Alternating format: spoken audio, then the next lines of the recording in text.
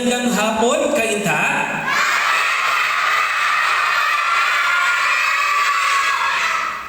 Yun talaga yung inaabangan nila no? May mga bata gumano. Magandang hapon sa mga hindi na bata.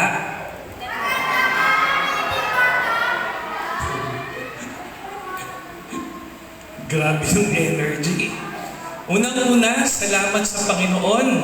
At salamat din sa ating mga online viewers na nanonood sa ating ngayon dito sa kapilya ni Senyor Divino Tesoro.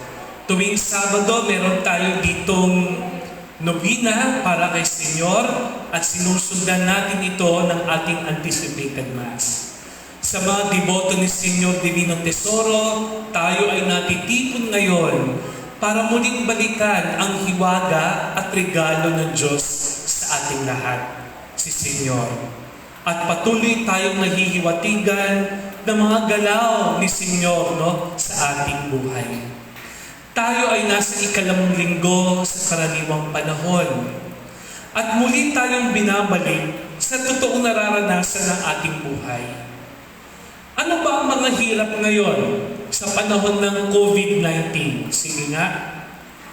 Pwede ba mag-recite yung iba? Ano yung mga hirap na nararanasan ninyo ngayon sa panahon ng COVID-19? Sige. Walang kalayaan. Ayun! Naku, galing pa yan sa medyo matanda ha. Walang kalayaang mamasyal. Manatili ka sa bahay. Bawal. Di ba? Mahirap na ba yun? Ay, mas mahirap pa. May mas mahirap pa dyan. Ayun. Narinig ko yan. Merong hirap ngayon dahil sa COVID-19. May mga narinig ako, may mga pamilya dito, isa beses lang kumain sa isang araw. Mas mahirap yun kaysa mamasyal. Di ba? Ano pa mas mahirap? Pag ikaw ay nagkaroon ng COVID, ma-isolate ka, ikaw mag-isa doon. Naku, mas mahirap yun. Ano pa?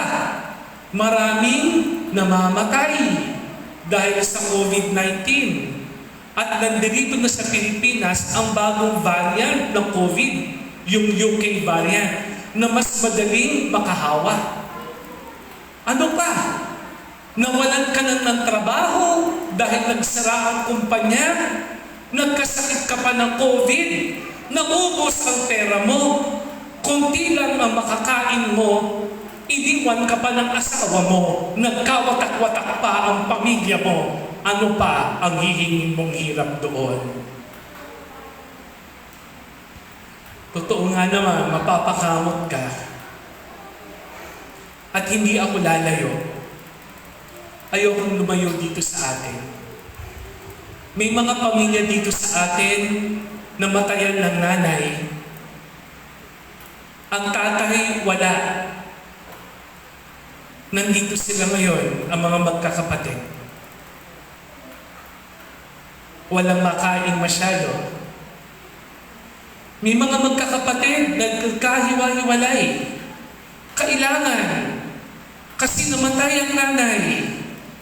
Ang tatay nakapiit. Kaya dapat sila'y magkahiwa-hiwalay, ilagak sa mga kamag-anak para sila ay malagaan. Hindi ba mahirap yun? Pag minsan, may mga kasama tayo dito, kakato, sabi, Father, pwede bang humingi ng kahit isang kilong bigas? Father, pwede bang humingi ng kahit isang lata ng sardinas? Pwede ba ako magtanong? Sino dito sa inyo, yung totoo ha, ang kumakain lang ng isa o dalawang beses sa isang araw? Pakitaas ang kamay.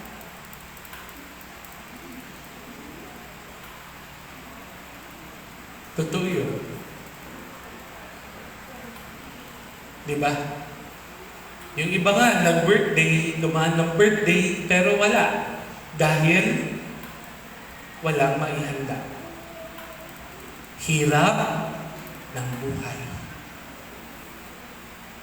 Sino yung hirap dito sa buhay? Pakitaas.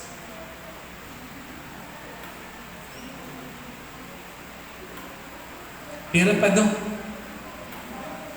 Yung bang iisipin mo kung saan mo kukunin yung iaahin mong pagkain sa mga anak mo? Sa araw na ito, dinadala tayo ng ating Panginoon sa isang taong nakaranas din ng hirap, si Job, sa unang pagbasa. Alam natin si Job. Anong nangyari kay Job o kaya kay Job? Una, nawala ang kanyang ari-arian. Pagkatapos, namatay ang kanyang mga mahal sa buhay.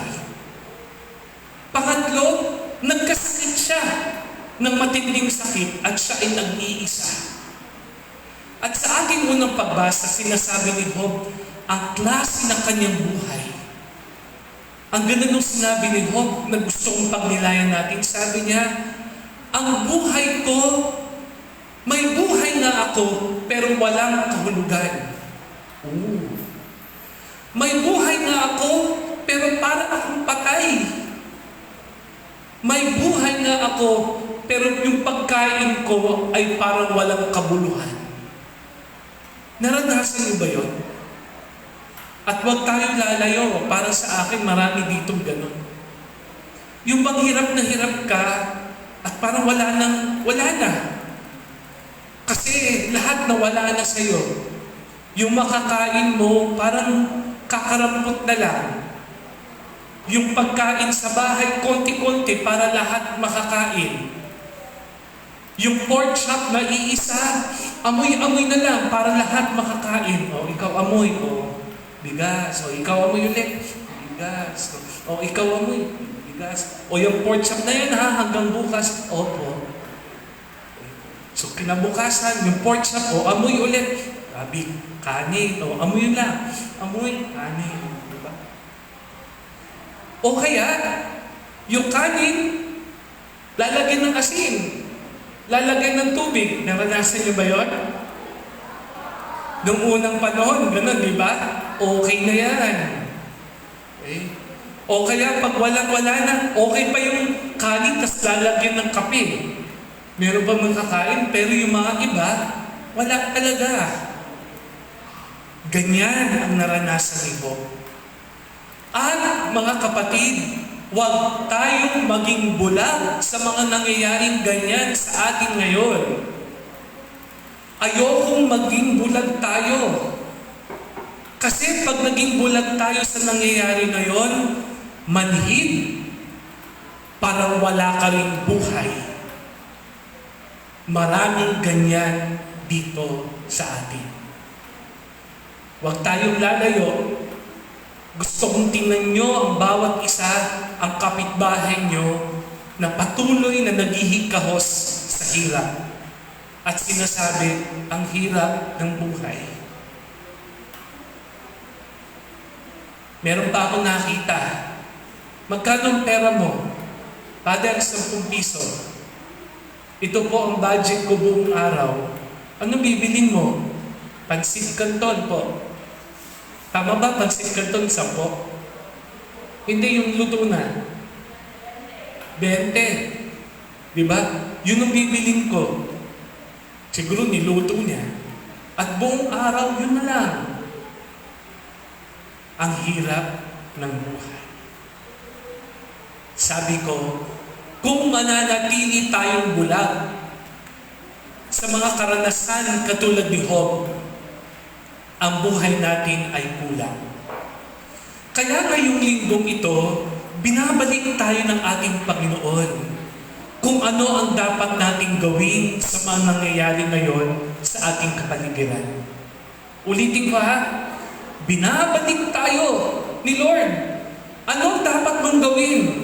Bumalik ka sa kapangyarihan ng malasakit. Ulitin, malasakit. kagandahang loob. Ulitin yung dalawang salitang yun, importante ha. Malasakit at kagandahang loob.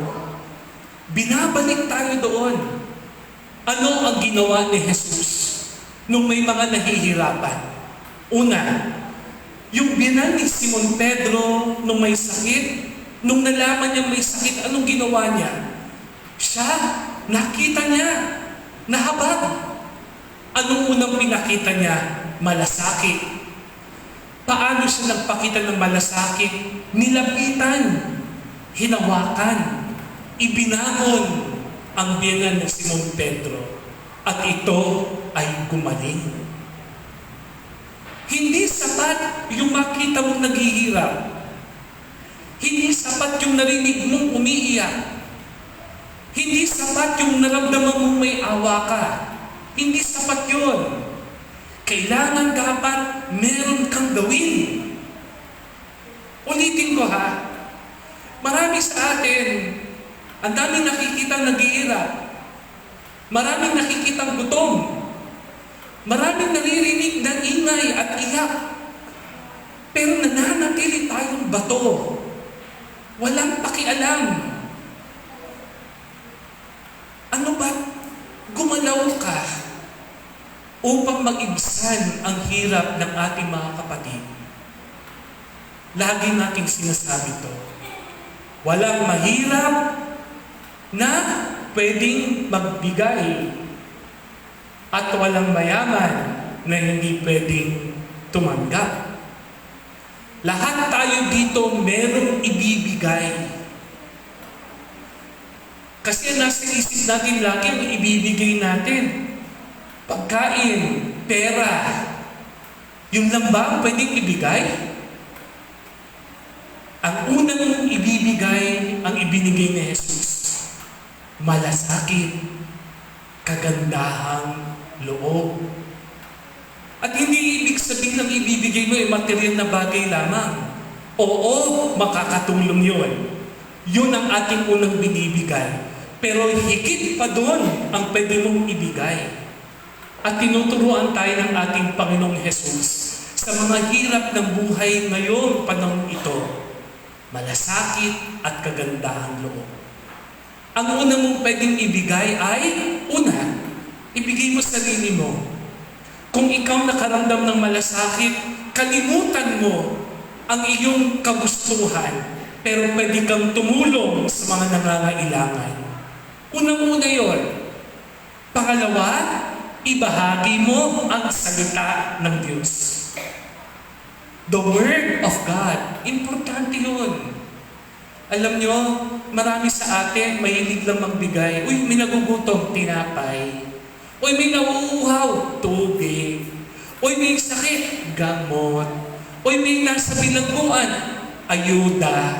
Uy, may pandemic, bigas. Uy, ayaw maligo, sabon. Uy, may anghit, deodorant. Uy, walang brief.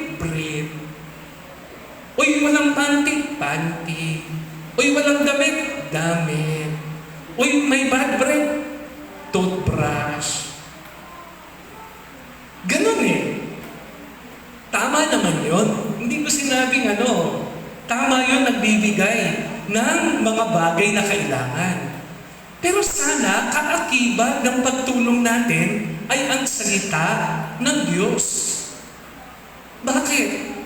Kasi higit pa sa pagkain, higit pa sa tubig, higit pa sa damit, ang kailangan ng tao ngayon, pag-asa. At matatagpuan natin iyan sa salita ng Diyos. Higit pa sa pagkain, higit pa sa damit, higit sa sapatos, ang kailangan ng tao ngayon, pagmamahal.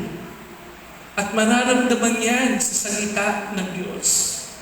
At sa iyong mismong tumutulong sa Kanya. Ito yung sinasabi ni San Pablo sa ikalawang pagbasa. Ibahagi ang salita ng Diyos. Dahil sa salita ng Diyos, ikaw ay magiging lahat sa lahat ng mga tao. Galing Ikaw ay magiging lahat sa lahat ng mga tao.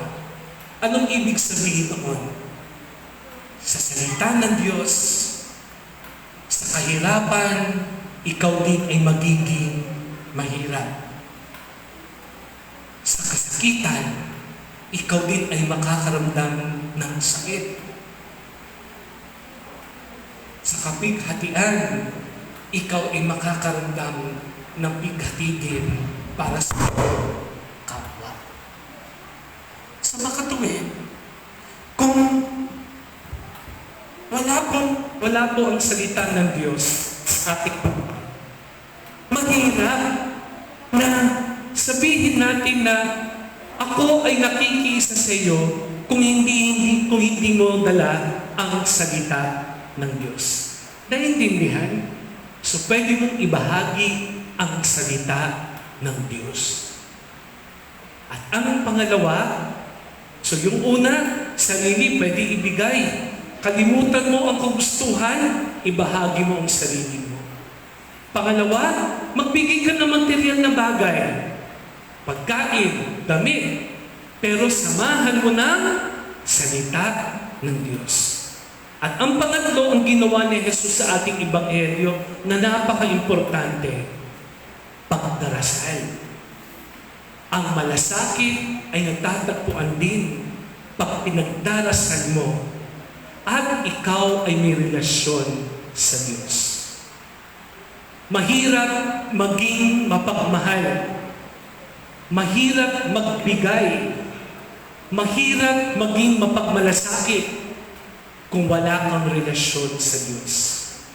Dahil siya ang pinagmumulan ng lahat ng ito. Hindi tayo. Hindi ang kapitbahay mo. Hindi. Ang Diyos ang pinagmumulan ng lahat ng ito. Naintindihan si Father? Alam niyo, kaya ngayon panahon ito, huwag niyong kakalimutan. Tayo madali makipag-away eh. Madali tayong maghanap ng away. Pero ang dapat gawin natin ngayon, malasakit, kagandahang loob. Okay po? Huwag natin hayaan ang demonyo na sinasabi natin na magwagi, na pinaghihiwa-hiwalay tayo. Alam niyo ba? Ang galaw ng kasamaan ngayon nandirito. Pag ikaw ay bibigay sa gawa ng kasamaan, madali lang. Pero ang gawain ng kagandahang loob, nanggagaling lamang yan sa Diyos. Akala mo mabuti, pero hindi. Yun na pala ay ang kasamaan ang umpisa. Tuso ang demonyo. Totoo yan. Ang demonyo po, nako, magaling yan. Kahit ipamemorize mo sa kanya yung buong Biblia, memorize niya yan. Pwede siya anyong maganda. Nako, anyong macho. Diba? Yan ang demonyo. Akala mo ang ganda-ganda, yung pala hindi. Pero nga, isang hindi pwedeng gawin ng demonyo na pwede natin gawin. Ano yun? Hindi ko alam kung nakwento ko na to sa inyo. Pero merong isang mystic na nakita niya ang itsura ng demonyo. Sabi niya, hindi ba ang demonyo merong ang mata ay malaki? Meron din naman. Pero isa ang wala sa demonyo na meron tayo. Ang legs. Ano ba yung legs? Ha? Itong legs. Ano ba sa Tagalog yun? Hindi lang hita yung buo. Okay. Binti. Yung legs ng demonyo, straight. Straight lang. Wala siyang tuhod. Kasi ang demonyo ayaw lumuhod para magdasal.